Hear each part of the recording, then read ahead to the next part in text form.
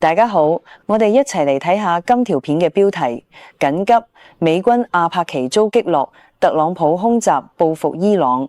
一架美軍 AH-64阿帕奇武裝直升機喺阿曼外海墜落，2名機組人員獲救生還。美國總統特朗普指控伊朗喺霍爾木茲海峽上空擊落呢架直升機，並聲明美國必須作出回應。12小時之內，美軍中央司令部就出手向伊朗發動報復性空襲。根據美國全國廣播公司6月9號報道，呢一架阿帕奇係喺阿曼海岸附近巡邏時墜海，事發喺美東時間晚上7點33分。2名機師其後由一艘無人船救起，並冇生命危險。要留意一個關鍵分歧，一名美方官員向傳媒透露，直升機係同一架伊朗無人機相撞後墜落。至於係咪蓄意相撞，當時仍然唔清楚。官方講法只係事件正在調查。但係到咗星期二，特朗普直接寫明伊朗喺海峽上空將直升機擊落，並聲明美國必須回應呢次攻擊。美軍中央司令部公佈，已經喺美東時間下晝5時對伊朗發動自衛性打擊，定性為對伊朗無理侵略嘅雙稱回應，並表明軍事行動已經完成。打擊目標非常具體，霍爾木茲海峽一帶嘅伊朗防空系統、地面控制站同監視雷達。伊朗國家廣播機構證實，格什姆島、錫里克港同賈斯克港喺第一波空襲中發生爆炸，其後賈斯克再傳爆炸，阿巴斯港亦中招。美軍呢份打擊清單唔係隨機，防空系統、雷達、地面控制站全部都係伊朗嘅眼睛同神經，先打黑對方，自己嘅戰機日後就可以來去自如，係任何空中作戰嘅標準第一步。一場聲稱已經完成嘅行動，打嘅卻係為將來開路嘅目標，呢一個次序本身可能說明後面仲有戲。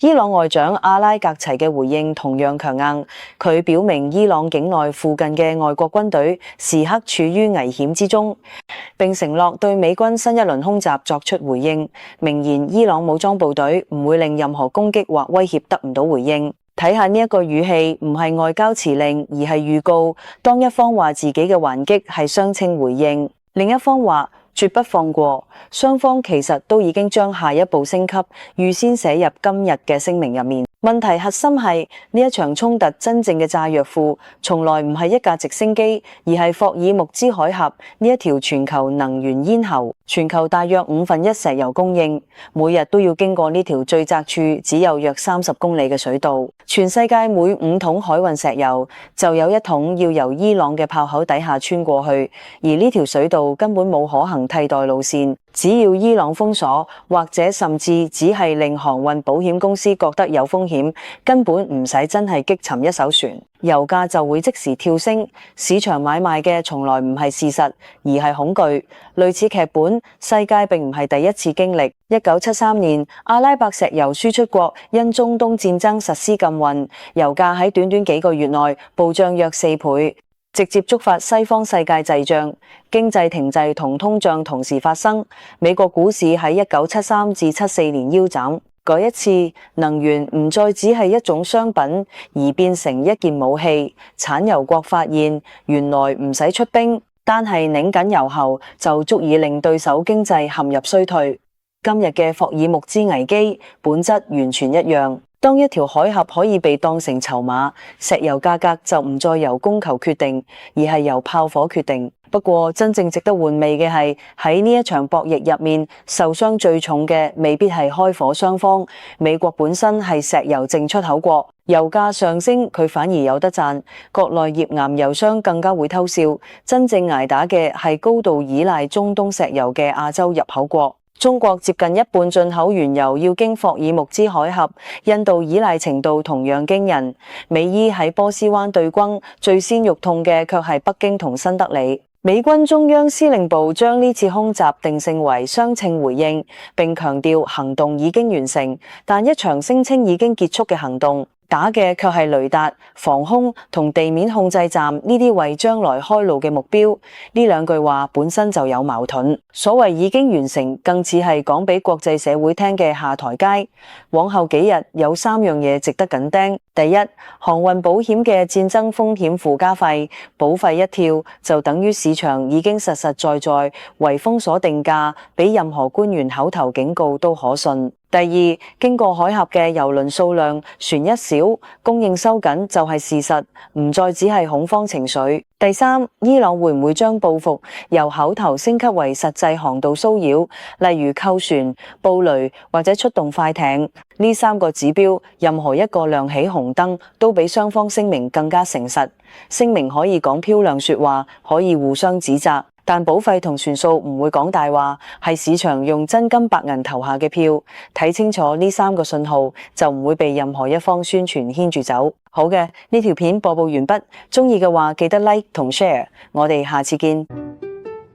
我天生關節真係麻麻嘛，我呢啲短臂呼吸真係要小心。我最怕條腰出事啊！大狗最怕關節問題，所以平時保養真係好重要。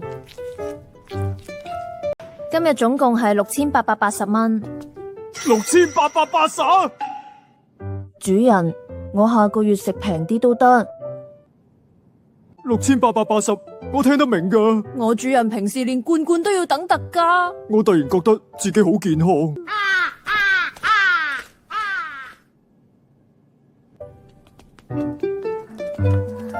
喂，點解你咁淡定喎？你唔驚咩？